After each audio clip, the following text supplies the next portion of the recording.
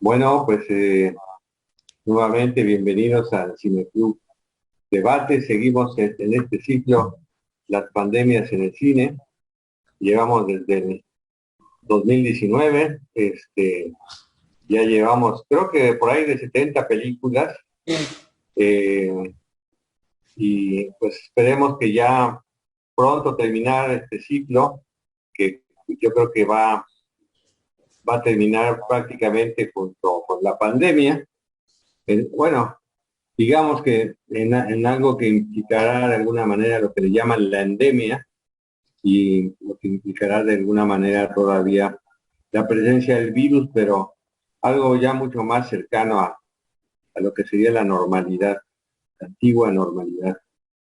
Pero pues seguimos nosotros con este ciclo, seguimos desde una forma virtual, esperemos recuperar un espacio físico para que sea de manera presencial. Eh, Esto va a llevar, yo creo que un poco de tiempo porque los espacios de la cultura, para la cultura, pues cada vez escasean más. Eh, y bueno, vamos a continuar con esta película que es un documental, eh, una película muy interesante. A mí cuando la vi en la Cineteca me dejó muy impactado. Y pues estamos para comentarla en este ciclo. Nos va a hacer el comentario hoy nuestro compañero del Círculo Psicoanalítico, César Edgardo Medina Castañeda, quien él es licenciado en psicología y maestro por parte de la Universidad de San Luis Potosí, es filósofo por parte de la Universidad del Centro de México y se formó como psicoanalista en el Círculo Psicoanalítico Mexicano, donde además es miembro adherente, miembro de la comisión de la revista del Círculo Psicoanalítico. Actualmente desarrolla proyectos de investigación e intervención desde un posicionamiento psicoanalítico con pacientes diabéticos y forma parte del Círculo de Investigación en Formación en Psicoanálisis en la ciudad de San Luis Potosí, que es de donde se encuentra en estos momentos. Y ya tuvimos la oportunidad de escucharlo dentro de este mismo ciclo, comentó una película, creo que es Al final de los sentidos, ¿verdad, César? Sí, fue esa. Exactamente. Y y hoy va a comentar Leviatán.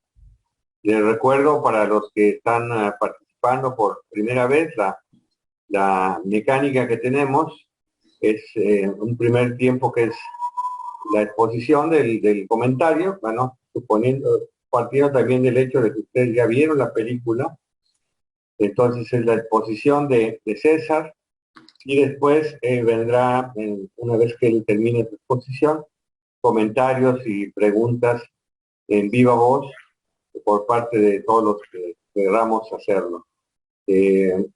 Para llevar un orden, les pido que los que quieran participar pueden anotar su nombre en el chat. Básicamente es para anotar su nombre o pedir la palabra, para que no hagan comentarios por escrito, sino que sea pedir su turno para hablar de viva voz. Bueno, pues vamos a escuchar a César. Bienvenido nuevamente al Cine Club y esperamos tu comentario. Adelante. Muchas gracias, Alberto. Buenas noches a todos los asistentes. Es un gusto estar esta noche con ustedes. Yo me encuentro desde San Luis Potosí y bueno, gracias a esta forma de comunicación online, pues puedo compartir con ustedes esta reflexión sobre la experiencia de haber contemplado esta película. Algo complejo para mí, les he de comentar, bueno, ya decía un poco Alberto, mi currículum también estudié comunicación, pero el cine nunca fue como gran parte de algo que me atrajese. Sí lo era la radio, otros medios, pero el cine siempre ha sido algo muy difícil. De hecho, mi esposa es actriz y está muy metida en el cine, pero a mí me ha costado siempre mucho estar involucrado en el séptimo arte. Pero ver esta película fue una experiencia totalmente diferente, porque es una película muy singular. Es singular por el formato en el que se presenta y única por el tema y el sentido que transmite, que es el océano. Es una película, podemos decir, es una película marítima por el contenido y la manera en que lo que va presentando. Y quizás a diferencia de otros filmes, me atrevo a decir que han sido seleccionados para este Cineclub, en el que la condición humana se expresa pues en personajes, en actores, en situaciones o en casos. Leviatán es un film en que en que no hay un sujeto protagonista. Es más, ni siquiera la historia cuenta con una aparente secuencia o trama. Esta es una película en que la naturaleza, y más específicamente el océano, es el que posee el papel protagónico. La estrella que destaca en esta película son esas aguas salvajes y despiadadas en las que un barco pesquero va realizando la travesía. Y bueno, decía que es un film muy singular y pues es que no es para nada un film comercial, aunque investigando veo que pues sí tiene una recaudación, una casa que la ha distribuido, etcétera, pero es un documental. Vaya. Y este formato audiovisual me hace pensar en la manera en que el cine sirve no solo como un medio para contar historias, sino además como un recurso para dar cuenta de los hechos y de la realidad. Y me parece que esa es la esencia del documental, pensado como su nombre lo indica, como un documento que registra un hecho. Pero además de eso, de esta característica al ser documental, Leviatán tiene otros elementos que lo vuelven aún más fascinante. Es una película muy fascinante y atractiva.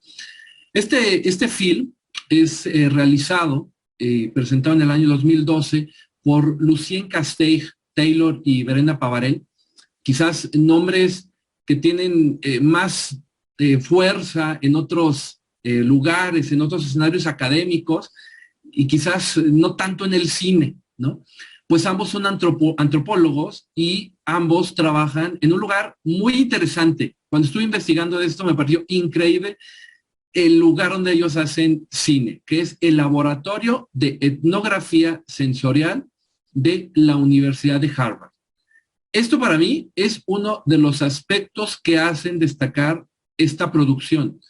Se trata de un trabajo académico hecho por antropólogos, de quienes, bueno, difícilmente se puede pensar o asumir que realizan su práctica en un escenario marítimo. Y es que la antropología pues se asocia a espacios pues, distintos, en que las manifestaciones simbólicas y culturales del ser humano se hallan ya sea latentes o manifiestas. Pero un barco pesquero, ¿qué intenciones tenían ambos autores de subirse a un barco y querer grabar y la manera en que lo grabaron, ¿no?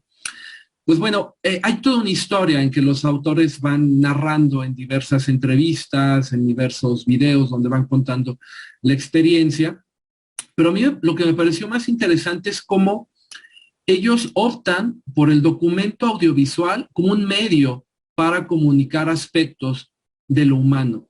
Por eso es que este laboratorio de etnografía sensorial es un hecho increíble. Un poquito más adelante voy a dar un poco más de esto.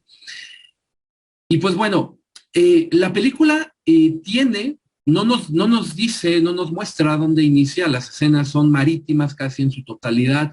Vemos el agua, la cámara que se sumerge, o más bien dicho, vemos desde la cámara, la imagen que la cámara capta, sumergirse en las aguas, este sonido de las olas, y al sumergirse un sonido muy hipnótico, las escenas de las gaviotas dentro del barco, etcétera. Pero la cinta, la producción más bien, tiene como punto inicial un lugar emblemático, que es el puerto de New Bedford, en la costa atlántica de Norteamérica, un lugar que fue en el siglo XIX punto de partida para toda la actividad pesquera en Norteamérica y principalmente de la pesca de ballenas. Era el punto del que salían los grandes barcos y quizás muchos no regresaban. Entonces es un lugar plétoro de historias de navegantes, de historias de aventuras, de tragedias. Y me parece que no fue nada casual que estos dos antropólogos hayan elegido ese lugar para poder comenzar el rodaje de esta película, en el cual se embarcan en en un barco, el barco Atena, es un barco de arrastre pesquero, en lo que es sin duda una odisea, porque los llevó a un campo que ellos declaran no planeaban recorrer.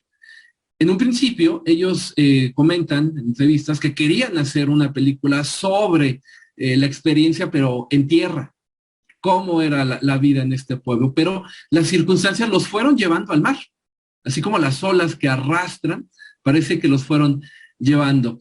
Y en un artículo del 2013 publicado en el diario The Guardian, ambos realizadores expresan, pues bueno, que esta intención pues, los llevó a cambiar totalmente los propósitos. Y dicen ellos, comenzamos con la intención de hacer una película sobre el mar y la pesca, en la que uno nunca vería el mar, ni nada de pesca.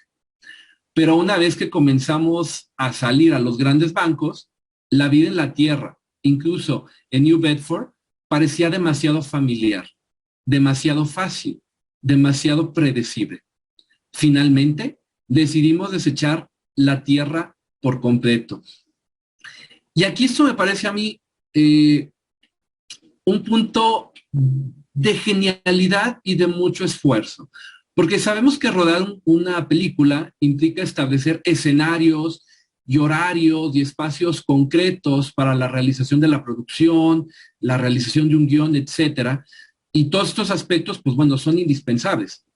Sin embargo, imaginen ustedes el reto que implicó para ambos realizadores el encontrarse en alta mar por 2 meses, con jornadas de más de 20 horas, según ellos lo declaran. Ante esas circunstancias no hay orden, hay un caos. Y sumado al insidioso océano, esta película es un verdadero hito. ¿Cómo lo hicieron? ¿Cómo hicieron esta hazaña? Pues fueron muy ingeniosos. Utilizaron cámaras GoPro, que son estas cámaras que se utilizan en deportes de aventura, que se colocan en los cascos, en las bicicletas, inclusive en las tablas de surf, y permiten grabar, pero es una imagen completamente distinta a las cámaras convencionales o a las cámaras de cine, inclusive a las cámaras de celular.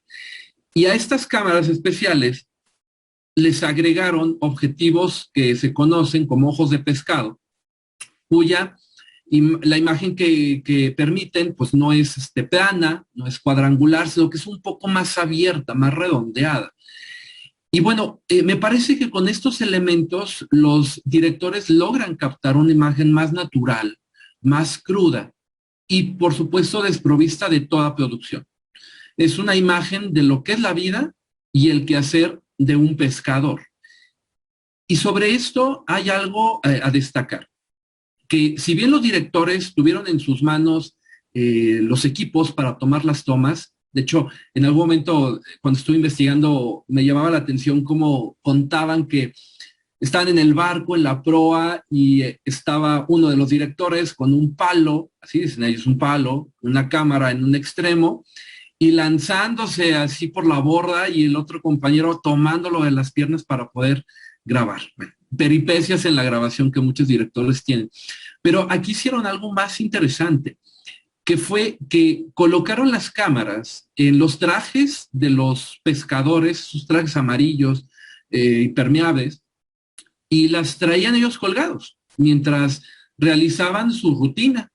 Y entonces el punto de vista que ofrece este tipo de tomas, pues es el de alguien que está viendo la escena como si se hallase justo en ese lugar, en el interior del barco o en el área en el que descargaban la pesca o en el área donde están abriendo los animales, ¿no? Lo que hace que las tomas sean todavía más personales y más íntimas.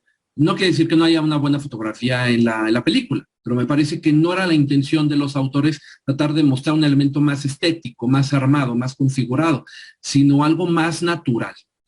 Y si bien la mayoría de las tomas pues, son abiertas en alta mar, al cielo, hay más bien primeros planos que son captados de este modo, mediante el dispositivo de la cámara colocada en el cuerpo y un cuerpo que está en movimiento y en muchas ocasiones este cuerpo está bañado de agua o está mojándose. Y de eso da la impresión de que uno también se está mojando en ese momento. Y todo esto, fíjense, en palabras de los directores, se trató de encarnar la película, de llevar el filme al cuerpo del que está realizando la actividad y escribían ellos, bueno, lo decían en una entrevista, que el ojo fuera el cuerpo.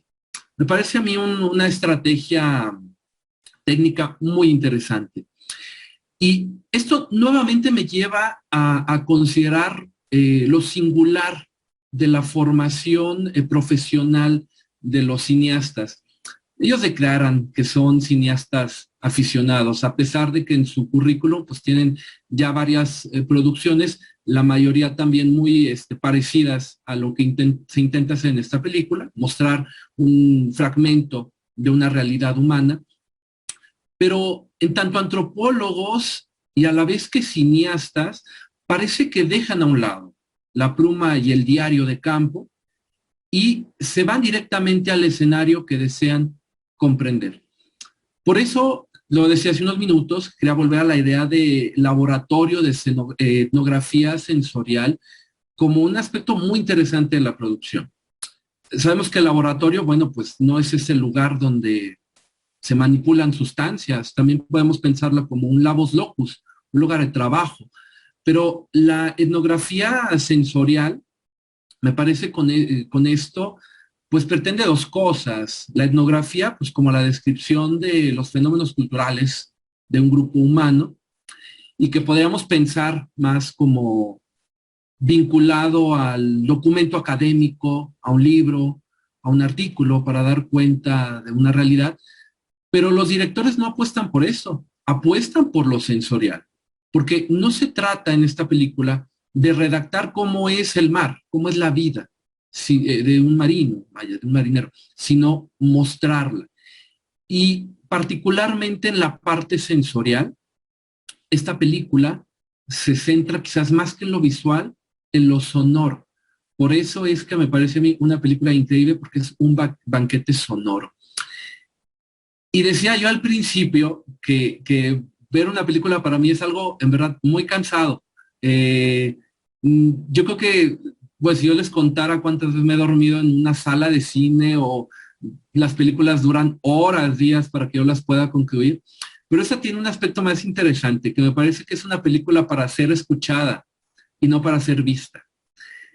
El sonido del mar, el mar embravecido, las olas, las aves que son filmadas, inclusive le colocan la cámara, una de las gaviotas que están en el barco, el sonido del agua golpeando el casco de la nave, vaya, las máquinas cuando están arrastrando las redes y el mismo sonido de los peces en agonía o cuando son lanzados a esos depósitos para su procesamiento, pues hacen de esta película una experiencia sensorial que puede llevar a declarar que es así como se vive en un barco, o más específicamente, que esos son los sonidos de la pesca.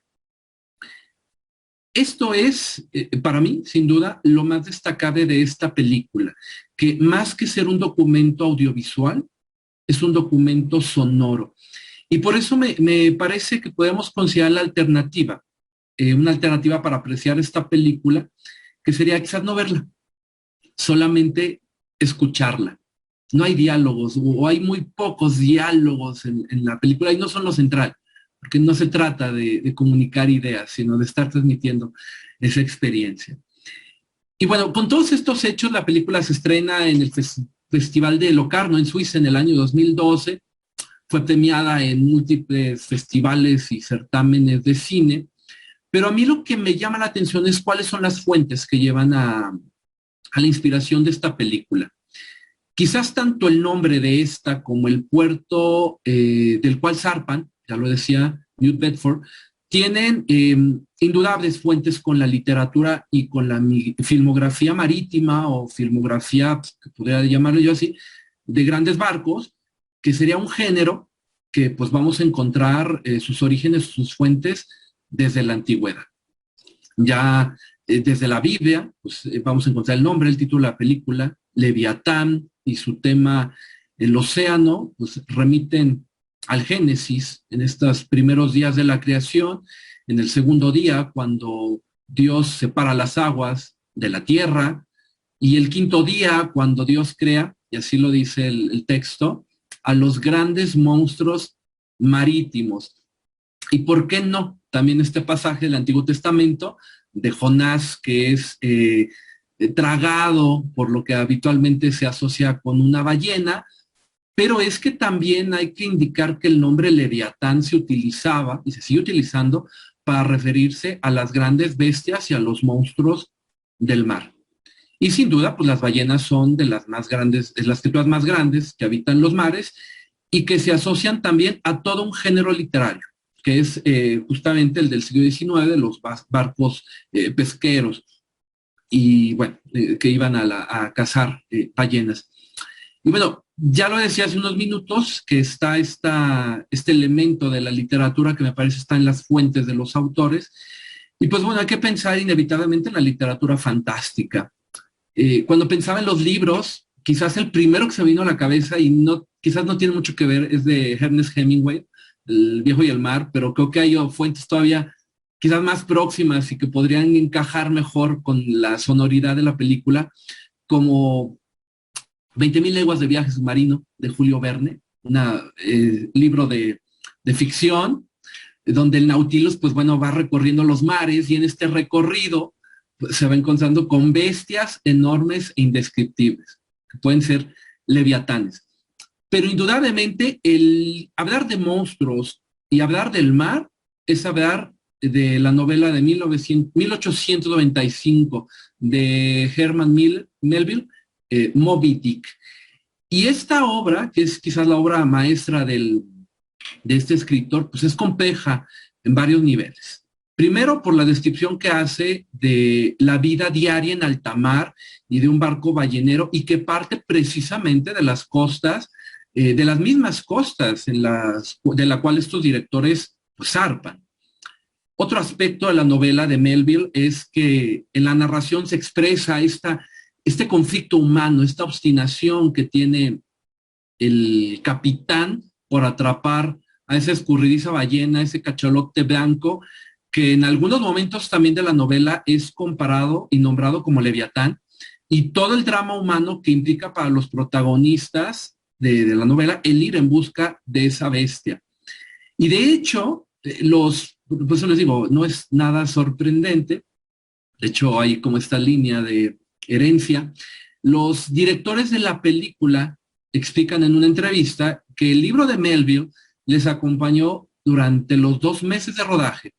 Y curiosamente, desde la proa del barco, ya cuando se dirigían hacia el puerto, después de esas 20 horas de estar en alta mar, se iban gritando así en voz alta pasajes del libro de Moby Dick. Sin duda no es una película de Moby Dick, pero hay mucha inspiración, me parece a mí, de esta obra en esta película. Y bueno, además de esto, haciendo un poco de indagación, este género de literatura que yo llamo marítima, hay un autor norteamericano, Philip Ward, que escribe justamente sobre barcos balleneros, sobre la experiencia en el siglo XIX, libros de no ficción, son libros académicos, y de hecho hubo una interlocución entre ambos directores y con él en Londres para poder compartir ideas y elementos sobre la película y sobre los libros de este autor y encontrar estos puntos de encuentro. Y de hecho, en el 2010, 2008 escribe en estas fechas una novela que lleva por título también Leviatán. Entonces, ya el nombre está indicando muchos elementos. El Leviatán no solamente como la bestia, sino quizás como una categoría para referirse a todo lo que ocurre en el mar, ese mar monstruoso. Y bueno, ya sobre esta línea que vengo construyendo de filmografía marítima, creo que también destacaría al menos 2 películas inspiradas o basadas en Herman Melville. Una es El corazón del mar, que es del 2015, una película pues taquillera, comercial, en la que el autor de la novela va a estas costas de la costa norteamericana, en la costa este, para obtener información, narración de las historias de los balleneros y justamente construir la novela Moby Dick. Y también la que es a título personal una de mis películas preferidas, esa sí la veo, es del 2002, Capitán y Mar y Guerra, es una película totalmente también comercial, que se basa en las obras de Patrick O'Brian, que es un autor fecundísimo, más de una docena de libros escritos, todos ellos sobre la vida en alta mar. Acá unas novelas un poco más enfocadas a la guerra, en las guerras napoleónicas, pero todas ambientadas en el siglo XIX. Pero bueno, son obras en las que el mar se vuelve el elemento central. Y pues bueno, todas estas obras que les he venido comentando, pues procuran construir la imagen de la vida en un barco, pero en ellas no hay algo que sí logra poseer la película Leviatán. Como lo dije hace unos instantes, la experiencia sonora, más que la visual, es la que construye este documento. Y es que Leviatán no solamente se refiere a la bestia, sino que también podría referirse a la industria pesquera, ¿no? Como un monstruo que viene devorando los frutos del mar, como esas redes que jalan y absorben no solamente los peces que se pretenden pescar, sino toda la vida marítima que pues, tiene la desgracia de entrar en las redes. Aunque los autores indican que no tenían la intención de transmitir un mensaje político, pues podríamos quizás intuir, sospechar que algo de eso puede haber en esta obra. Pero bueno, considero que la intención de los autores no es mostrar un conjunto de cuadros y sonidos para construir una imagen del mar, sino más bien comunicar lo abrumador de la naturaleza y la tenacidad del hombre para dominarla, controlarla y aprovecharla.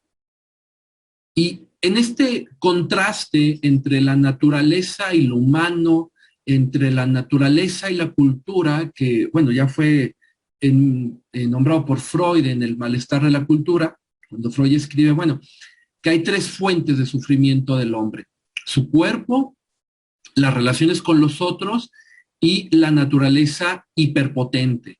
Y que la intención de la cultura, pues, será poder calmar toda la angustia y el horror de ese mundo que es imposible de controlar, y que pues habrá figuras paternas, reales o simbólicas para intentar calmar todo este horror que provoca un mundo que no se puede controlar.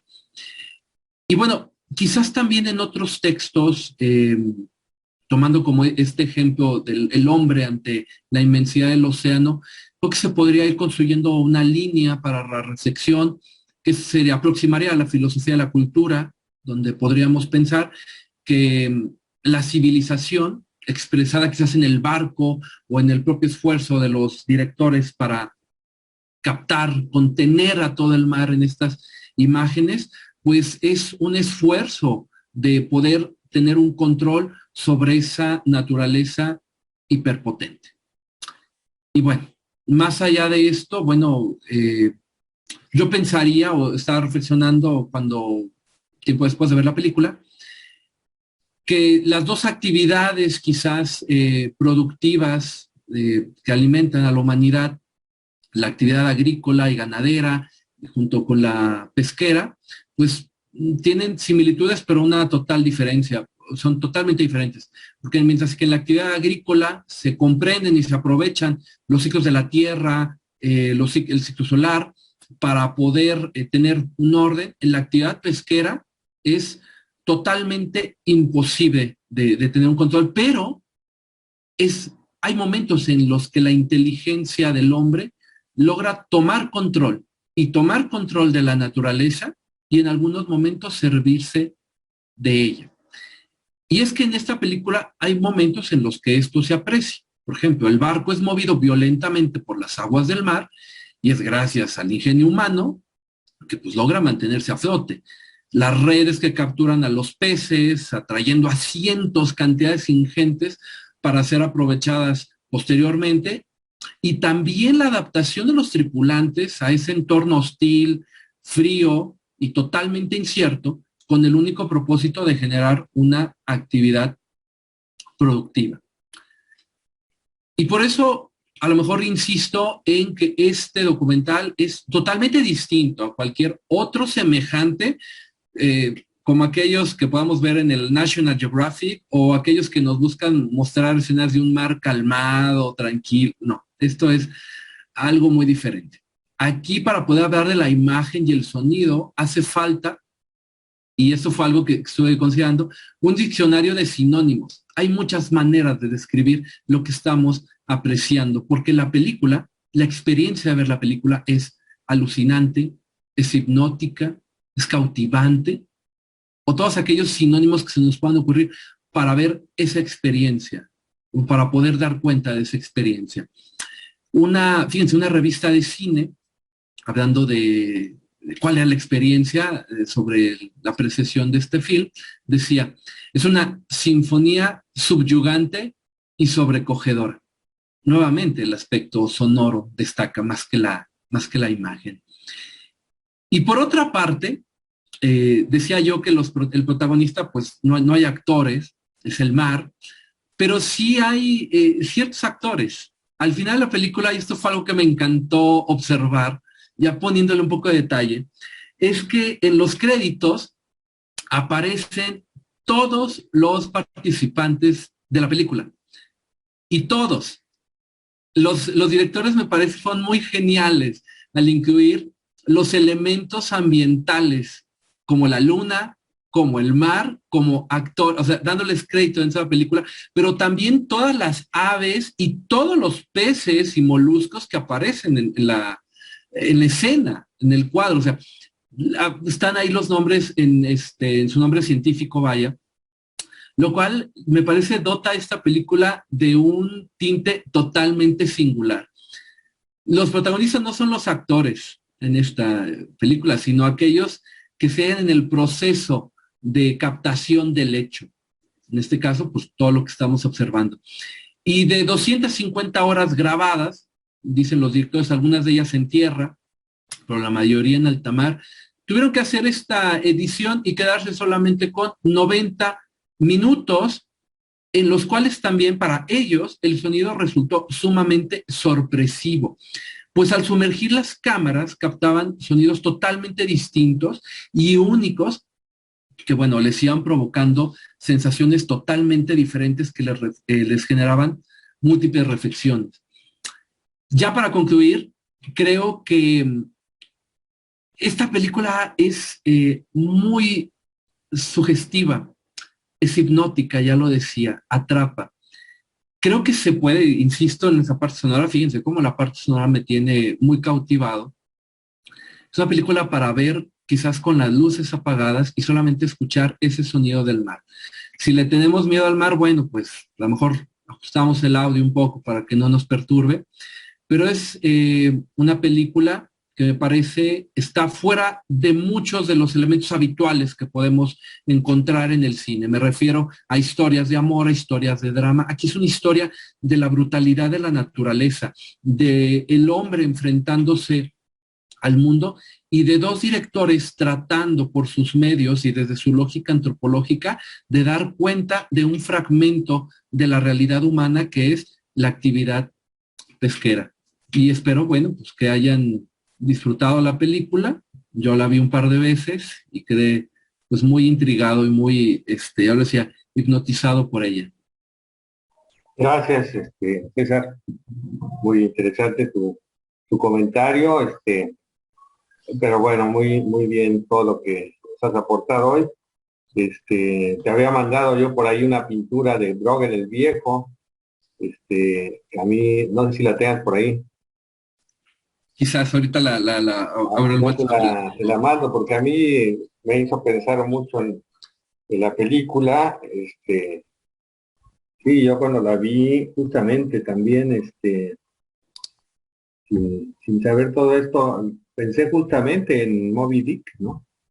Este, eh, el humano, ¿no? Un poco como también el monstruo, ¿no? No solo es el horror a la naturaleza, o lo que nos amenaza, sino como el hombre también tiene algo de monstruo y amenaza a la naturaleza y al entorno, ¿no? Porque bueno, yo creo que justamente una de las cuestiones que nos tendríamos que preguntar en relación a esta película es cómo la podríamos pensar en relación al tema de la pandemia, ¿no? El ciclo es la pandemia en el cine o las pandemias en el cine, ¿no?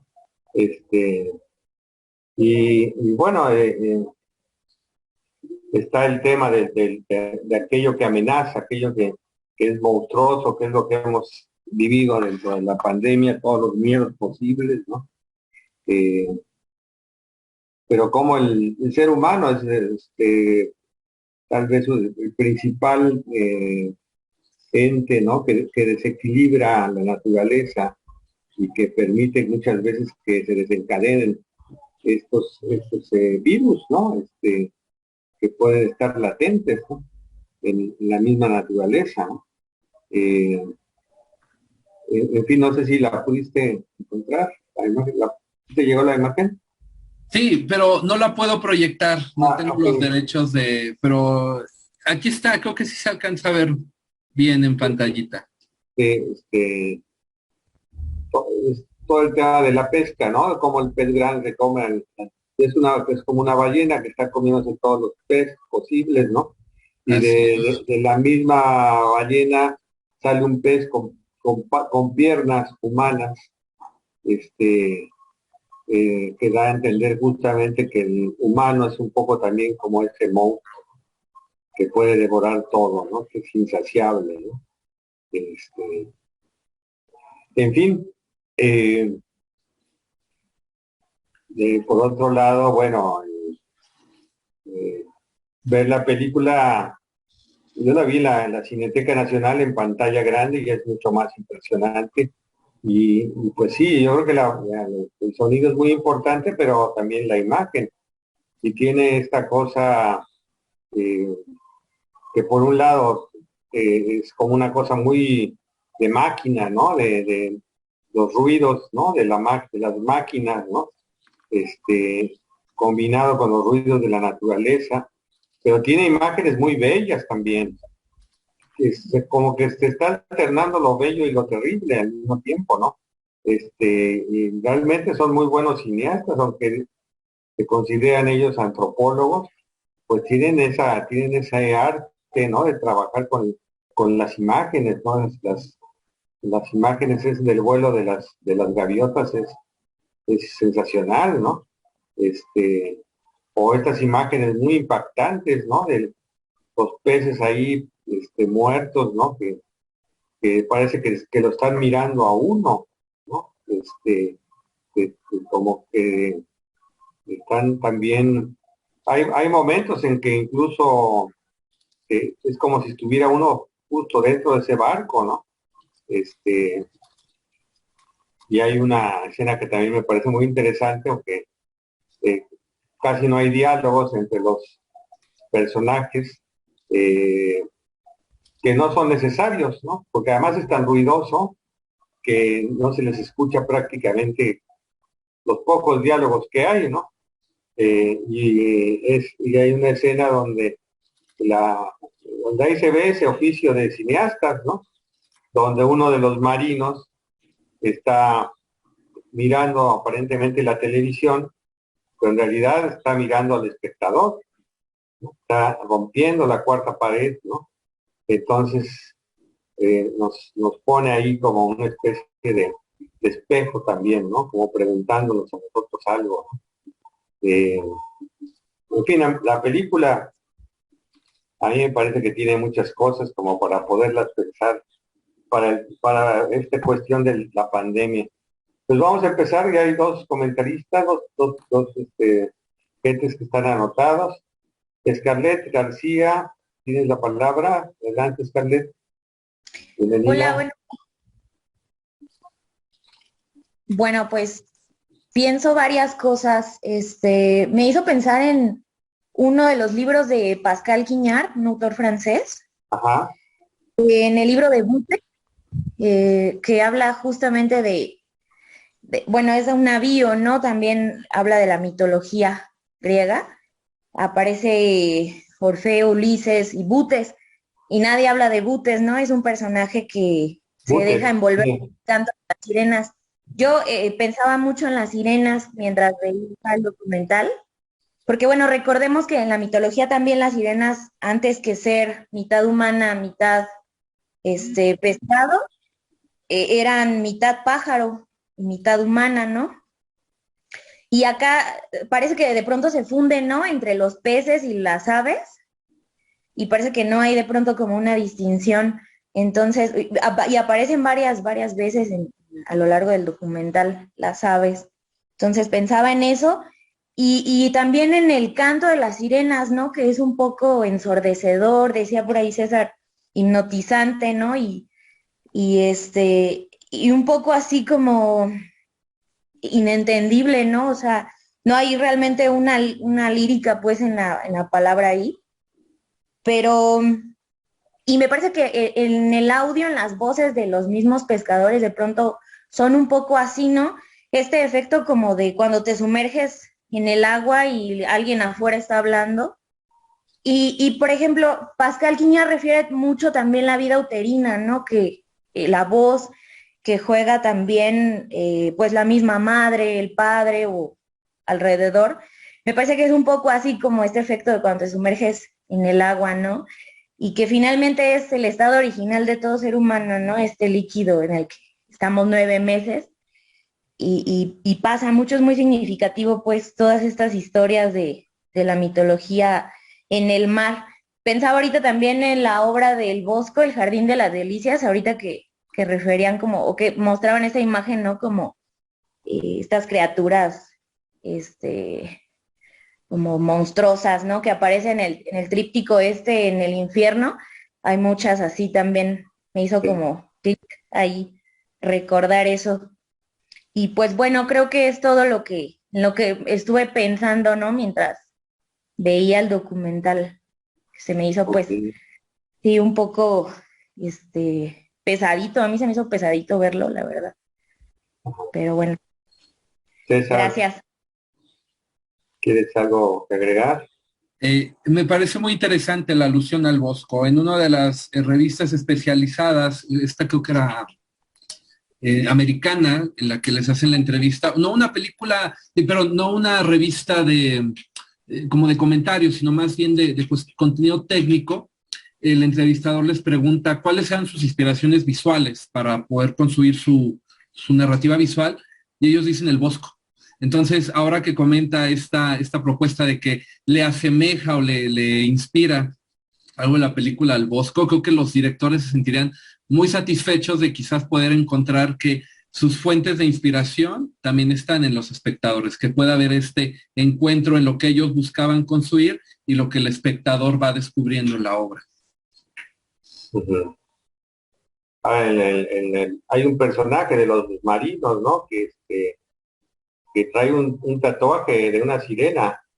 Este, rara vez me gustan a mí los tatuajes, pero el que trae él me gusta, me gustó bastante, está muy bien hecho. Pero sí, todas estas leyendas, y estos miedos, ¿no? Y estos mitos, ya decía Scarlett, ¿no? Recordaba a Butes, ¿no? Que nos recuerda también a Ulises, ¿no? La resistencia, ¿no? A, a la locura, ¿no? Al final de cuentas que el océano también, el fondo del océano tiene esa cosa de atractivo, ¿no? Pero de amenazante también, ¿no? Butes es una novela sensacional basada en pues, en una pintura, ¿no? Rupestre, de un hombre que está saltando justo al mar.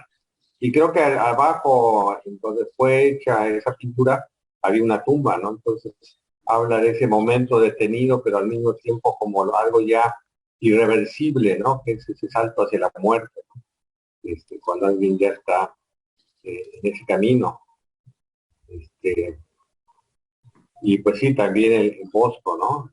Muchas de sus referencias nos hacen pensar en esos monstruos híbridos, ¿no? Eh,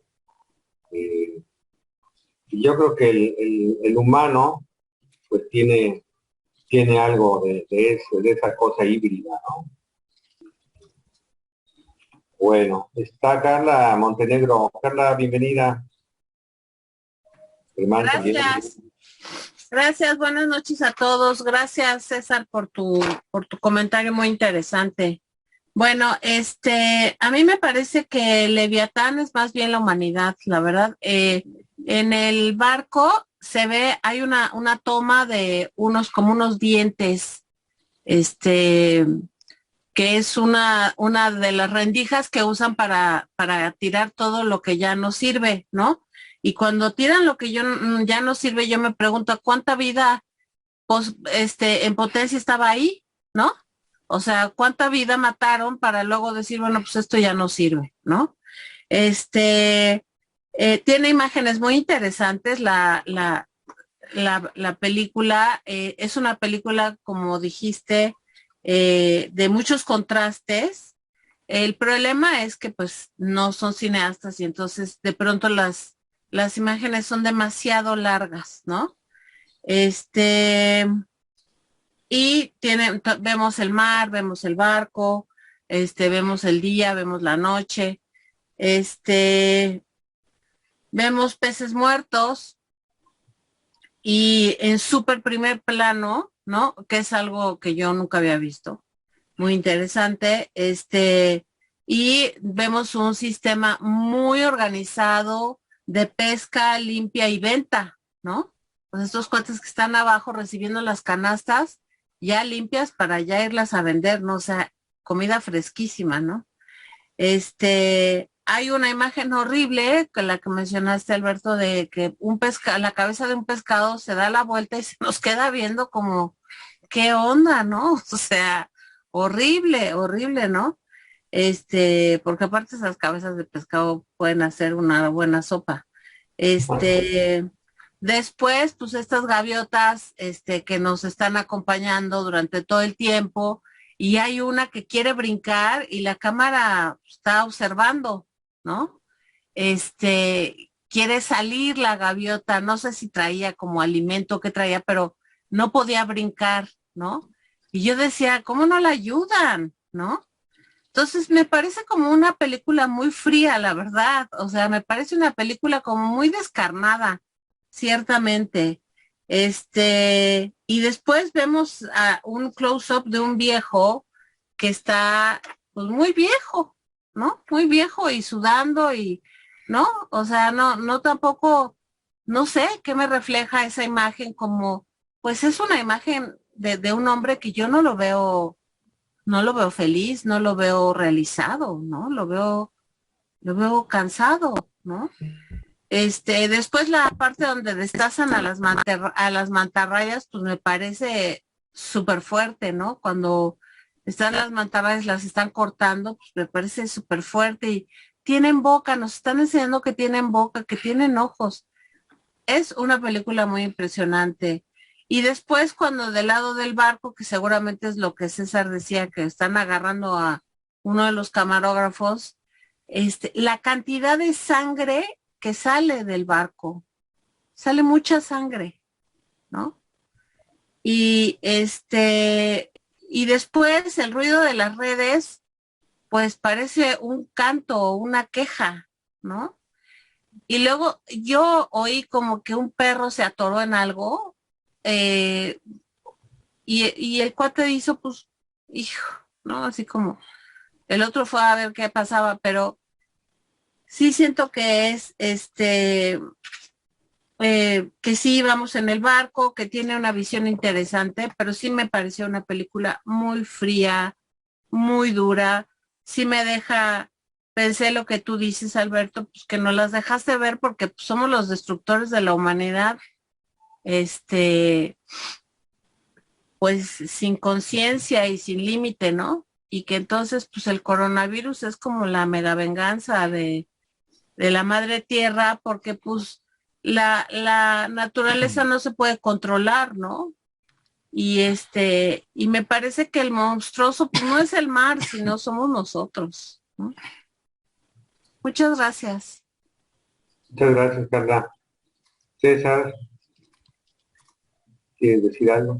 Escuchándola, perdón, gracias por el comentario. Escuchándola a mí me hacía pensar al principio, cuando decía la maquinaria, eh, sin duda una de las primeras referencias que se me viene a la cabeza con el nombre Leviatán es el libro de 1651 de Thomas Hobbes, Leviatán, que quizás no tiene nada que ver con la película, que es un monstruo marino más vinculado al mar, pero Leviatán, el libro de Hobbes, habla de cierta maquinaria estatal y pensaba cómo el barco, pues parece que sí está muy en su lógica de ir funcionando muy sistemáticamente. Se captura, se procesa, y etcétera, ¿no? Pero luego entra estos últimos comentarios, escuchándola y reflexionando, cómo esa maquinaria, inclusive el Estado, inclusive la República, lo que sea, no puede ser perfecta. Parece que ya lo escuché un par de veces. En el ciclo de las pandemias, donde esta maquinaria parece que está funcionando muy bien, que es la cultura, pues llega algo invisible y tan pequeño y que puede ser como el Leviatán bíblico, ese monstruo enorme que no le teme a nada, que no se detiene ante nada y que viene y lo destruye todo. No sé, quizás podríamos hacer como una metáfora o qué sé yo, una reflexión sobre cómo en realidad no se requieren grandes monstruos que espantan y que habitan en los mares, sino pequeños seres que habitan en lo más profundo y recóndito de cualquier parte de nuestro organismo, y con eso ese gran complejo, esa gran maquinaria se acaba, se destruye. A lo mejor podríamos decir el Leviatán de hoy es este coronavirus. Sí, ¿no? Esta cosa de lo sistemático, ¿no? Que nos hace pensar incluso en los grandes crímenes, ¿no? En los genocidios, ¿no? Porque uno ve ese barco y sus ruidos, las redes esas pesadísimas, ¿no? Todas, supongo de un material de acero deben de ser, todo un trabajo, pues que no para, ¿no? Todo el tiempo es pescar, pescar, pescar, pescar, ¿no? Entonces sí, esa cosa así de Moby Dick, ¿no? Aunque el humano piensa que, que, eh, que es bueno, ¿no? Tiene esa parte monstruosa, ¿no? Esa parte amenazante. Nos llevamos sistemáticamente esos frutos, ¿no? Los destazamos, ¿no? Eh, eh, no es como la pesca que con caña, ¿no? Que pues es uno a uno, ¿no? Sino acá es algo masivo y al mar le devolvemos basura. Incluso hay una escena ahí donde aparecen latas, ¿no? De bebidas, ¿no? Toda esta cosa contaminante, ¿no? Que tiene el ser humano de no cuidar, ¿no? El entorno, ¿no? Ahora, el ritmo a mí, la verdad, las películas lentas no me desagradan. Yo creo que más bien tenemos que acostumbrarnos a ese ritmo, ¿no?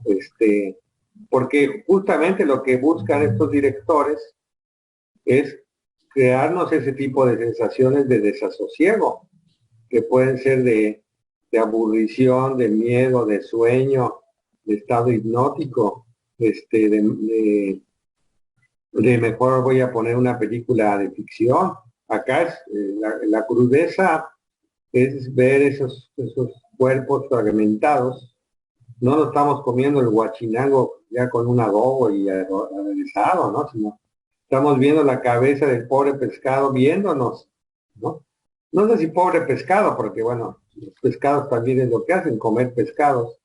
Este, pero bueno, así, en esta forma sistemática, ¿no? De esta forma eh, descarnada, mecánica, industrializada, de devoración, yo diría, ¿no? El ser humano tiene esa característica, es devorador, ¿no? Bueno, a ver, creo que está en la lista Jorge. Jorge, adelante. Hola. Adelante. César, felicidades. Me parece que sacaste jugo de las piedras. O sea, has hecho una exposición fantástica, muy documentada, muy amena. Muchas gracias. Sí, es una película, un documental muy desconcertante, muy innovador, muy demandante para los espectadores. Hay que hacer un verdadero esfuerzo para meterse en el documental. Sí lo logré hacer. Digo, la primera secuencia, son imágenes prácticamente oscuras, en negro, unos cuantos destellos de luz y ruido de cadenas, ¿no? Entonces, en fin, es muy difícil, pero dura minutos. Todas las secuencias duran minutos. Entonces, esa es una forma, digamos que los directores se clavan en la textura, por decirlo de una forma coloquial, ¿no? Secuencias muy, muy largas, algunas terribles, otras muy bellas. En fin, pero yo quisiera, sobre todo quisiera llamar la atención en la forma cinematográfica. El uso de las cámaras GoPro, que son cámaras muy chiquitas, así deben ser así como del tamaño de un limón,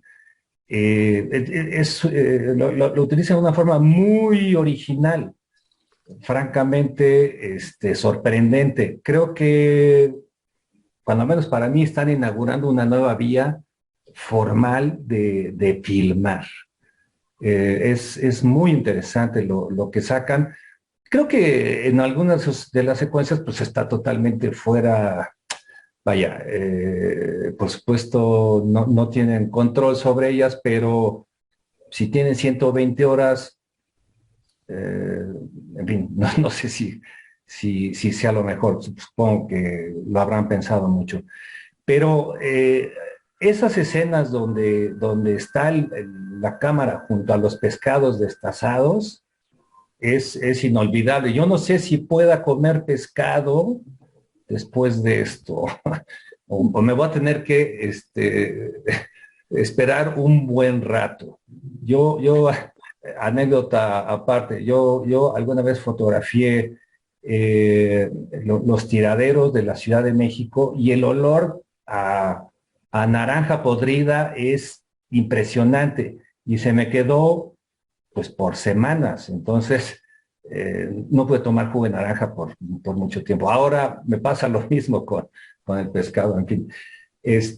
Pero interesante documental, algo novedoso, siempre bienvenido. Muchas gracias, Alberto. No, pues gracias. César. Ya se me fue, me llevó las olas, se me llevaron las ideas. No, estaba pensando en las cámaras, estas camaritas GoPro, lo complejo que es, bueno, no sé, a ver, estar grabando con ellas, porque sí, la imagen a lo mejor no tiene mucha calidad, pero vaya, son cineastas, están en Harvard, pues, tendrán todos los recursos tecnológicos a su disposición. Y sí, ya hemos repetido varias veces esta imagen donde el pescado, la cabeza se encuentra en la sección derecha inferior de la pantalla, y uno esperando a qué hora se va a caer, a qué hora se va a caer, y todo el tiempo parece que el ojo del pescado lo ve. Es ominoso, es siniestro. Yo no como muchos pescados, pero me genera compasión, me genera algo estar viendo ese desperdicio. Podría ser una vida aprovechada para alimentarse, qué sé yo, podría ser una vida desperdiciada, no lo sé, pero yo creo que, no creo, yo pensé, ¿acaso habrán tomado el pescado y lo habrán colocado ahí a propósito para que lo viéramos? ¿O fue muy natural? No lo sé, pero de que la imagen nos va a seguir provocando algo, es ineludible. Así que pues ahí nos quedamos con esa idea de esa intención de los autores. No, yo creo que los actores, los directores filmaron lo que vieron y llenaron de cámaras por todos lados, ¿no? Es lo que dice Jorge, ¿no? Este método que son camaritas. Yo creo que en otros tiempos era imposible filmar de esa manera por los costos, ¿no? Hay tomas aéreas, tomas submarinas, lo que decías, ¿no? De que los mismos trabajadores, los marineros, llevan cámaras, es decir, están por todos lados, ¿no? Entonces es como un diálogo ahí entre las cosas también, los objetos. La gaviota que no puede saltar, la dejan, no intervienen, no tienen por qué intervenir. El cine documental es así, ¿no? A veces uno ve en National Geographic esas escenas de la naturaleza, que hay unas que son terribles, ¿no? Que también uno quisiera intervenir, quitar, salvar al venadito o lo que sea, ¿no? Ve, de repente el otro día estaba viendo una pelea que me pareció impresionante entre un hipopótamo y un rinoceronte, ¿no? Entonces son impactantes, ¿no? Y yo creo que la labor de los documentalistas es generalmente, de este tipo de documentalistas, es de no intervenir, ¿no? Es la cámara todo el tiempo, ¿no? De que se vea lo que sucede, es un documento justamente, ¿no? Bueno, a ver, vamos a ver quién está, está Jorge Carlos Silis. Ya estoy haciendo una fusión ahí de Jorge y Carlos. Muy bien. Mira, yo esta película ya la había visto anteriormente ahí en la Cineteca y ahora que la volví a ver me recordó muchas cosas y que estuve masticando durante semanas, ¿no? En ese entonces. Se me hace que asistimos a ser unos supervisores de la destrucción, es decir, de lo que está haciendo realmente esos barcos fábrica que por donde van pasando, básicamente van dejando sin ningún elemento que puedan aprovechar en el mar. Entonces, me recuerda mucho a las cosechadoras que existen, que hemos visto en tierra, que a la hora que pasa la cosechadora, lo único que queda es la tierra para que se vuelva a arar y se acabó, no queda nada más, ¿no? Y aparte, con el adicional de que las gaviotas se comen todos los residuos, ¿no? Entonces, no queda nada para el asunto. El plancton o lo que hubiera de materia viva en esos 200 metros que hay, hasta 200 metros de profundidad del mar, se van quedando y quién sabe en cuánto tiempo se rehabiliten, ¿no? Es decir, si aventamos que este tipo de barcos, pues debe haber muchos en el mundo, obviamente, ¿qué es lo que está pasando? Pues que nos está llevando a, como la película Cuando el destino nos alcance, ¿no? A que ya no haya recursos prácticamente marítimos para que podamos seguir viviendo nosotros, ¿no? Y también me recuerda mucho cuando pasamos del mar a la tierra como criaturas, y que parece que es una especie de venganza de donde venimos y de esa riqueza que hay en el mar y cómo la estamos destruyendo a profundidad. Yo creo que los antropólogos por ahí se van por ese punto de vista y creo que es muy acertado lo que dices de que esto para una pandemia te deja arrasado, te deja exhausto, te deja desanimado, viendo, no es posible que tengamos tal salvajada de aparatos para destruir a la naturaleza, ¿no?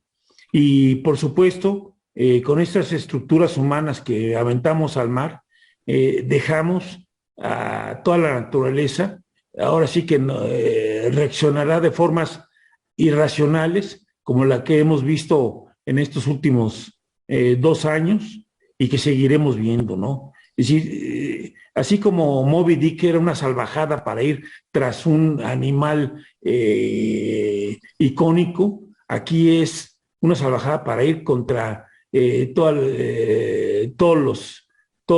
la especie animal que existe en el mar. Es decir, impresionante la película. Gracias. Muchas gracias, Carlos. César, ¿quieres agregar algo? Yo cuando lo escuchaba pensaba en Japón. Japón con su increíble, masiva, destructiva industria pesquera que, bueno, ha sido duramente criticada por el daño al ecosistema marino. Japón consume una gran cantidad de pescados y a pesar de que están conscientes, me parece, bueno, quizás no, entienden lo que están haciendo, hay todavía una pesca masiva. Yo creo que en asociación libre, quizás sí, quizás no, tendrá algo que ver, una frase que para mí es muy emblemática de Gary Jennings en la novela El viajero, cuando uno de los personajes pregunta cómo va a acabar la humanidad y dice, le responde el otro, por una herida, por un hueco, porque todas las armas desde el principio hasta el fin de los tiempos siempre van a provocar una herida. No sé si esta industria pesquera, por eso digo que esto es como asociación libre, justamente está haciendo eso, buscar las heridas, hacer las heridas por las cuales finalmente en algún momento el hombre, la tierra ya no puedan sanarse y pues si se desangra el hombre, pues el mar no sé qué sangrará. Uh-huh. Sí, ahora todo esto que dice Carlos, ¿no? Pues es como el ser humano tiene esta cosa y que creo que la pandemia siempre nos decimos, no, es que tenemos que aprovechar esto para reflexionar y dejar de hacer, de destruir, ¿no? De cuidar, ¿no? De dejar de ser, de destruir vorazmente, ¿no? El entorno, ¿no? Que desequilibra todo, ¿no? Pero al final, hasta los mismos te lo pueden llegar a decir, operan estos mecanismos psíquicos donde lo decimos, pero al mismo tiempo seguimos haciendo, ¿no? Los mismos vicios, ¿no? Es como decir, sí lo sé, estoy consciente, pero no importa, ¿no? Como una especie de desmentida, ¿no? Que opera al mismo tiempo. Bueno, Germán, bienvenido, como siempre. Muchas gracias. En efecto, coincido con Jorge, César. Le sacaste jugo a las piedras. También yo al principio dije, me intriga qué tanto nos van a presentar, ¿no? De esto. Yo la mera verdad pensé, y en mi deformación profesional de historiador de la cultura y de andar buscándole siempre los aspectos literarios, religiosos, simbólicos, mitológicos y metafóricos a las cosas, inmediatamente yo sí sentí desde el principio que en el documental hay una conexión propositiva en el nombre, en alusión a la relación entre la obra de Hobbes y por supuesto, el nombre del animal bíblico, ¿no? Del monstruo mitológico bíblico. Porque Hobbes también lo tuvo, ¿no? Hobbes también lo tuvo. Hobbes, de hecho, el libro de Hobbes, como todos ustedes sabrán seguramente, es una conexión entre una filosofía del hombre. El primer capítulo es una antropología del conocimiento, es una especie como de epistemología, ¿no? De las ideas de Hobbes, de cómo conocemos. Y luego Hobbes va pasando a las pasiones humanas, ¿no? Al desorden y muy freudianamente, ¿no? Al desorden y al descontrol de nuestro inconsciente, ¿no? De nuestro inconsciente y de nuestras pulsiones. Y luego Hobbes pues, termina haciendo necesario al Estado para que los hombres pues se unifiquen, aunque sea en una especie de gigantesco monstruo poderoso que va a ser representado por el soberano, ¿no? El soberano absoluto del que Hobbes estaba convencido que pues ni modo, aunque el pueblo no tenga libertad, el pueblo de alguna manera se va a identificar, ¿no? Se va a identificar con ese soberano último, ¿no?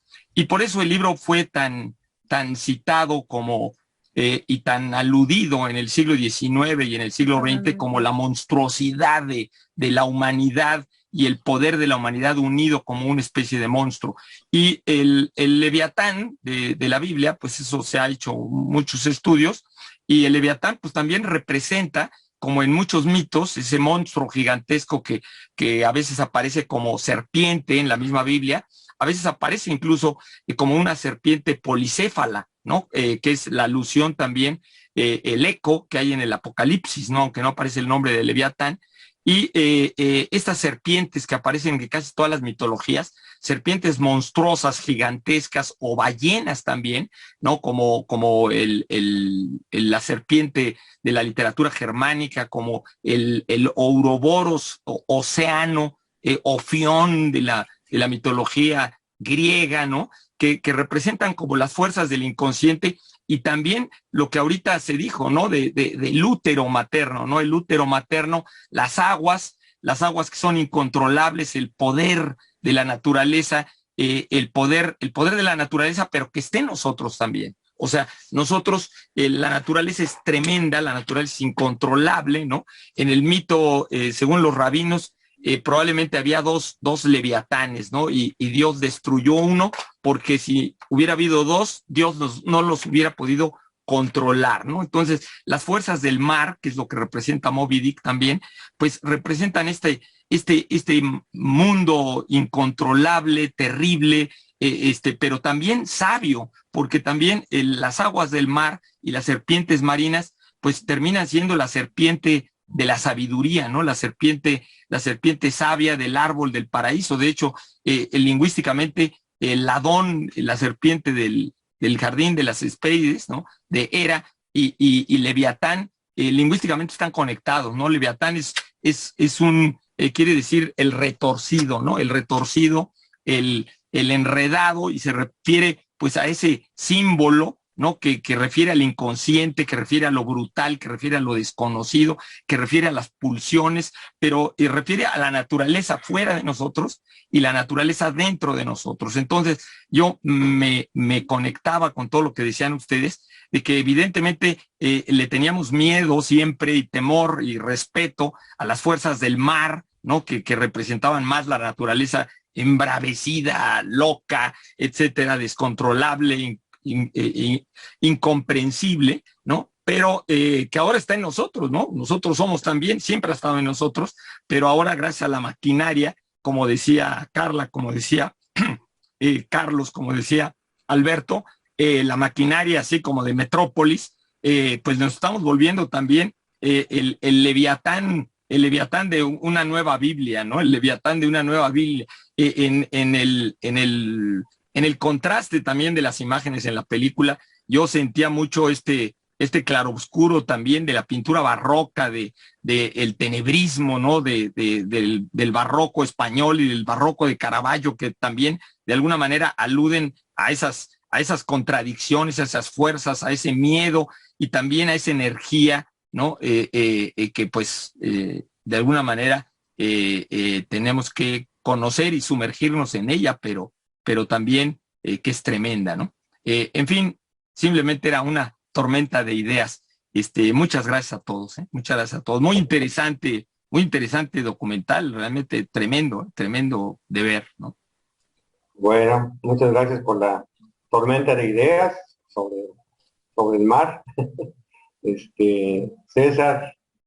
Pues si quieres avanzamos, Alberto. Ok, Marisela, adelante. Bueno, me tocó hablar después de Germán.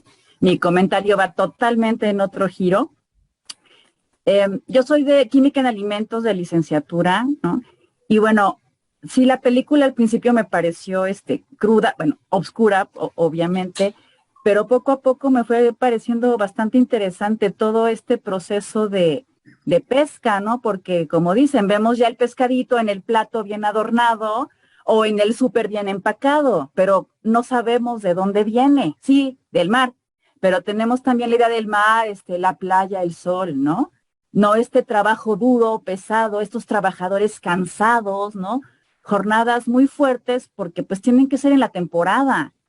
Y yo supongo que pues vas a trabajar toda la temporada y cuando no hay temporada a lo mejor ni trabajo tienes, ¿no? Por otro lado, esto de la contaminación de los desechos de las mantarrayas y esto, pues no son contaminación, porque las gaviotas se lo comen y alimentan a otros peces. Probablemente el combustible del barco es lo que contamina. Nuestros plásticos, ¿no? Que desechamos. Había una lata, ¿no? Afortunadamente era de metal, pero pues aquí aparecen de PET y plásticos uniceles, ¿no? Que también es contaminación que viene de nosotros, los humanos. Y bueno, estas redes de pesca, que creo que, no sé si están permitidas, pero pues es debido a nuestra demanda de alimento, ¿no? O sea, es el problema de alimentar al hombre. Y en este caso son los peces, pero ya mencionaron las cosechadoras, ¿no? No como animalito, pero las cosechadoras también afectan la naturaleza. Y el problema de las vacas y los cerdos y los pollos y cualquier cosa que comamos. También hay un documental que se llama Si corre o vuela, ¿no? Que es de la alimentación de la gente del desierto, en México, que se come, pues, si corre o vuela, ¿no? Cualquier cosa que camine y tenga ojos, venga, al plato. Y bueno, ese era mi comentario. Y bueno, algo que me pareció muy lindo es cuando caen las estrellas de mar también, ¿no? Es una escena bonita, que bueno, como que van saliendo de las redes. Y además, bueno, pescan peces, mantarrayas, almejas, efectivamente lo que sea, pero es para alimentarnos y si no, ¿qué vamos a comer? Efectivamente hay que hacer un uso racional y consciente, pero eso en realidad, nosotros mismos lo hacemos. Realmente nosotros comemos de manera consciente y vemos cuál es el origen de lo que nos comemos. Y bueno, eso era lo que quería comentar. Muy bien. Gracias, Marisela. ¿Seguimos con más comentarios, César? Sí, adelante. Bueno, entonces está en la lista Norma. Adelante, Norma. Hola, buenas noches. Discúlpenme, no puedo prender la cámara, pero bueno, igual hago el comentario. Pues en primera, pues sí es una película, bueno, un documental muy interesante. La verdad yo pensaba que qué bueno que no haya argumentos que distraigan pues la imagen tan cruda que nos permite apreciar. Yo lo vi así, ¿no? O sea, si tenemos diálogos y discursos, tal vez yo lo pensaba, ¿no? Causar esta distracción de las escenas, porque es una escena que, bueno, a mí me convocó mucho al libro del perfume. En la primera escena donde nace Jean-Baptiste, no sé si lo recuerdan, nace entre vísceras de pescados, ¿no? Y bueno, él se abre paso a la vida porque grita. Y yo pensaba que aquí se ve una masacre totalmente silenciosa y todavía aquí mezclada con las olas y con el sonido del mar que nos puede parecer muy tranquilizador, muy hipnótico, pero realmente pues es una masacre de vidas, ¿no? Así como yo le hallo mucho sentido en esta cuestión de lo de la pandemia, porque si una pandemia es la muerte de muchas personas por el azote de una enfermedad, pues acá vemos cómo llega el ser humano y pues termina azotando, ¿no? Y terminamos ahí destruyendo pues un ecosistema, porque estas técnicas de arrastre, hasta donde yo sé, son de las que más hacen daño a la vida marina, ¿no? Porque o sea, no solamente van como enfocadas a pescar los peces que consumimos, ¿no? Van arrastrando desde el fondo del mar y terminan destruyendo el ecosistema totalmente, ¿no? Trayéndose muchas especies que pues no son del consumo humano y entonces, y que forman el hábitat pues del ecosistema de ahí, ¿no? Entonces, por eso me pareció como muy interesante. Hay muchas escenas que son muy crudas para mí. La de las mantarrayas me impactó mucho, a mí en lo personal, cómo las destazan, ¿no? Así, ay no, eso me impresionó mucho y también pienso, como ya se ha dicho, ¿no? O sea, vamos y nos comemos ahí el platito bien adornado, ¿no? Pero precisamente lejos de la civilización se dan estas escenas para conseguirlo y es lejos de la civilización, ¿no? A muchos kilómetros es donde donde viene el origen de todo esto y bueno, que finalmente pues sí hay personas que bueno, nosotros ya tenemos los productos finales, pero pues se dedican a la parte fea, ¿no? A la parte pues no tan linda, pero que finalmente pues no dejan de estar en nuestros orígenes. Y pues bueno, creo que ese es mi comentario. Gracias. Ok, Norma, muchas gracias. Vamos a dejar un comentario más. María Jiménez, ¿cómo que es María? Hola, pues realmente Germán ha explicado muy bien todo lo de Thomas Hobbes. Yo nada más quería decir una frase que él plantea en Leviatán, que es el hombre lobo del hombre, que tiene que ver con esta maldad reconocida en los seres humanos. Y en la relación con la pandemia, se ha hablado mucho en la pandemia de ahí viene el tsunami. O sea, el tsunami era esa parte de la pandemia donde sabíamos que se iba a incrementar los contagios y que veíamos venir en el horizonte esta amenaza, ¿no? Y al hacer así, me acuerdo en la Asociación Libre de este cuadro de La Ola, no sé si lo habéis visto, Kanagawa, si lo buscáis, es una ola, es un cuadro muy amenazante, es una ola efectivamente que viene del mar. Y el tsunami yo creo que está por venir, tiene que ver con el calentamiento del planeta. Y que ese mar y esa destrucción que estamos generando como seres humanos va a recaer sobre nosotros. Y hemos ido recientemente al Pacífico y estamos viendo cómo el mar ha crecido 1,5 metros contribuyendo con la parte poética de los humanos que colocan sus casas lo más cerca posible del mar. Y estamos viendo recientemente en Guerrero que parece que llegó la guerra. Las orillas están llenas de sacos y rocas que pesan toneladas porque el mar está destruyendo las casas. Y eso es una realidad hoy. Creo que ese tsunami provocado por el calentamiento del planeta está por venir. Gracias. Sí, además, aquí tengo la imagen, nada más que la tengo. Es alguien que hizo la imagen, pero lo hizo en un cubrebocas. ¿De la ola? ¿De la ola? ¿De cuál? Ah. Y sí se alcanza a ver. Y la hizo alguien. Sí, sí se ve. Sí, bueno, justo además, ¿no? La pandemia se ha hablado de las olas, no solo de los tsunamis. Primera ola, segunda ola, tercera ola. En algunos países ya van en la sexta, ¿no? Esperemos que en México ya se quede en 3, ¿no? Y sí se ha representado también, se asocia mucho, incluso en el cine, con la figura de Godzilla, ¿no? También se le relaciona con esa ola, ¿no? Saliendo del mar también a atacar al hombre, ¿no? Como una especie de venganza, ¿no? Una especie de justicia de la naturaleza, ¿no? Un reclamo que creo que lo está haciendo permanentemente y pues no lo escuchamos, o lo escuchamos a medias, o lo escuchamos pero no importa, ¿no? Entonces, pues sí, eso es lo que, la famosa pulsión de muerte, ¿no? Que también tiene que ver con esto que ya mencionaba, ¿no? Retorno a lo intrauterino que también representa el mar. Bueno, César, no sé si quieras ir concluyendo, creo que ya nadie se anotó. Si quieres, a ver, ¿alguien más? Josefina.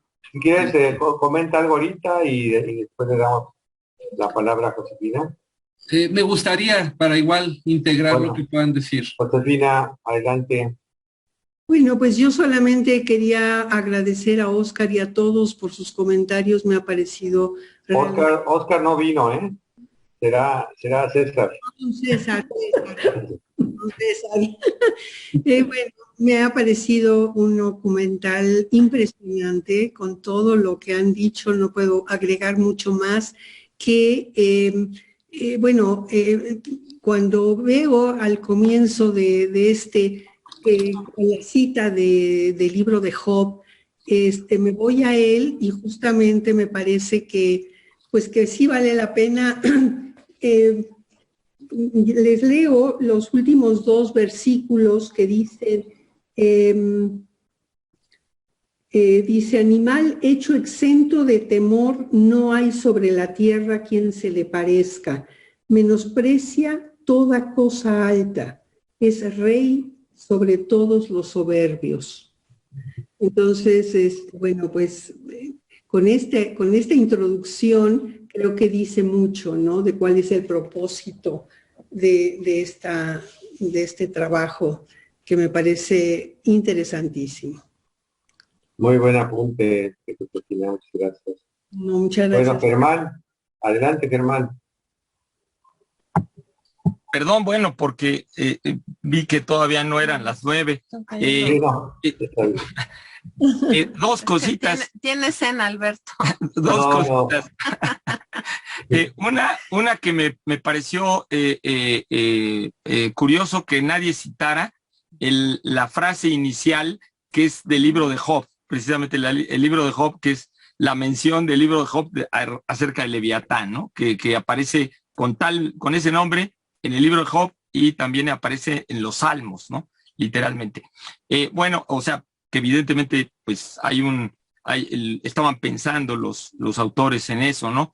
Y luego otra cosa que me parece a lo mejor para ustedes puede ser interesante, alguno de ustedes probablemente lo sepa, los rabinos en algunos midrash hicieron la asociación de que Leviatán va a ser dominado, va a ser totalmente destruido, dominado. Creo que Germán se congeló la imagen. Sí. Quedó sin señal. Ya están. A ver, adelante, Germán, es que se quedaron fríos. Sí, perdón, se nos fue aquí el internet, disculpen. No, la idea de que Leviatán, que es la fuerza incontrolada del mundo, ¿no? Pero también la que conserva y mueve y energetiza, pero también peligrosa, ¿no? Que solo Dios es el que la puede controlar, ¿no? Solo Dios es el que con su gracia puede controlar al monstruo, ¿no? Al monstruo que también somos todos nosotros y son las pulsiones. Y en los rabinos, estaba yo diciendo que los rabinos en los midrash mencionan que Leviatán va a ser sacrificado al final de los tiempos por Dios y va a ser alimento, o sea, va a ser como un pescado del que van a comer todos los que se van a salvar junto con el Mesías. Y se refiere que, cosa que me parece interesante, ¿no? Que la circuncisión como pacto con Dios es justamente sacrificar una parte de nosotros, una parte del hombre, sacrificarla, quitarle la piel, como a Leviatán, que es una serpiente, se le va a quitar la piel, porque la piel de Leviatán él solo la cambia, y por eso es inmortal el Leviatán, porque como toda serpiente que cambia de piel, sigue continúa viva, ¿no? Que es el símbolo de la serpiente como algo que vive siempre, ¿no? Entonces que curiosamente hay una asociación entre la circuncisión en la mentalidad de los rabinos, que es un como sacrificio previo nuestro, el que sigue a Dios, en sacrificar las pulsiones de la sexualidad que nos harían más sensibles, ¿no? Si tuviéramos prepucio, ¿no? Eso aparece en los midrash. Y bueno, pues es una relación del sentido del sacrificio, ¿no? Del sacrificio, que es el único que va a poder controlar las pulsiones, ¿no? Del monstruo, ¿no? Del monstruo que llevamos dentro. Gracias, perdón. Muy interesante esto último que apuntas, ¿no? Que digamos, traduciendo también a lo psicoanalítico, pues tiene que ver con toda la cuestión de la castración simbólica, ¿no? Que el ser humano a veces le cuesta trabajo asumir, ¿no? Esa castración. Y por otro lado, el tema de los rituales, que yo creo que es muy importante, ¿no? Las ofrendas, ¿no? El poder ofrendar, ¿no? algo a los dioses, ¿no? Es también, pues recordar también que todo lo que nos rodea también merece un respeto, ¿no? Los objetos, las cosas, los animales, ¿no? Que yo creo que se le ha perdido, ¿no? En la medida en que nos hemos vuelto a esos leviatanes, esos Moby Dicks. Bueno, César, pues tú concluyes y ya no hay nadie más. Creo que no. Muy interesante y enriquecedor este ejercicio de compartir ideas. Yo llegué con una propuesta y irlos escuchando, integrando estas diversas formas de ver Leviatán. Estaba considerando hace unos minutos, por eso dejaba que pudieran comentar, porque estaba pensando si podríamos ubicar o jugar con Leviatán como un término polisémico. Sirve tanto para describir esa bestia mítica, el Apophis egipcio, etcétera, de cualquier mitología, pero sirve para referirnos a ese algo, ese animal, y luego para todas las criaturas de los mares inconmensurables, sean kraken o leviatanes, ¿no? Entonces ya está siendo la palabra utilizada para diversos términos. Pero por lo que hemos ahorita articulado, Leviatán sirve quizás tanto para expresar a la maquinaria, quizás como ese barco, a la esencia destructora de la humanidad, quizás también al propio Estado desde una lectura de Hobbes, una lectura filosófica. Es decir, ¿qué es el Leviatán? El nombre que los autores recogen para la película, me parece, se presta para múltiples sentidos, que es los que hemos venido relatando. No es una película, no es un documental de criptozoología que busca esos leviatanes míticos o no, sino que más bien es una película que creo que cumple un propósito muy interesante y que los autores, al menos en lo que yo investigué, nunca lo nombraron tal cual, que era, me parece a mí, generar esta reflexión, ya sea sobre la industria pesquera, sobre la realidad del hombre en torno a la naturaleza, cómo se desenvuelve, cómo se relaciona con ella, cómo la destruye, su relación con el mar, con lo insondable, pero también con esto último que comentaban, con lo pulsional que habita dentro de nosotros, también oculto en las profundidades del océano, ¿no? Freud dice, psicoanálisis es la ciencia de las profundidades, y pues creo que Leviatán habita en las profundidades. Habría que ver de cuál Leviatán estamos hablando. Muchas gracias, César. Muy interesante todo lo que nos aportas ya ahora con este último comentario y toda tu presentación, pues ha desatado muchos comentarios también de todo el grupo, muy buenas aportaciones todas, como siempre. Y bueno, yo creo que el cine que permite que podamos mirar, analizar, reflexionar, pues todas estas cosas, ¿no? Hay como mirar todo eso y sentirlo, porque también se experimenta, ¿no? Muchos sentimientos. Yo creo que esperemos que empieces a ver más cine, y hacemos votos porque, bueno, los que entraron un poco tarde, César se quedó sin olfato y gusto. No sé, igual puede ser un síntoma somático, no necesariamente que tengas COVID, porque además no tiene ningún otro síntoma. Y justo esta película tiene que ver con todo eso, ¿no? Creo que también el cómo comemos, ¿no? Y el good, porque además pues, es todo un placer, ¿no? La comida. Bueno, pues vamos a terminar esta sesión de cine debate. La próxima semana vamos a tener una muy buena película. Vamos a ver ahora cómo la retomamos, las dos personas que van a comentarla. Matrix, que supongo que muchos de ustedes ya la conocen, pues es la número 1, y pues esperemos que tengamos un buen debate la próxima semana. Y pues muchas gracias, César. Gracias, Alberto, y gracias a ustedes por permitir compartir mis ideas. Encantado. Pues gracias. Nos vemos. Muchas gracias. Buenas noches a todos. Gracias. Gracias. Gracias. Chao. Buenas noches. Gracias.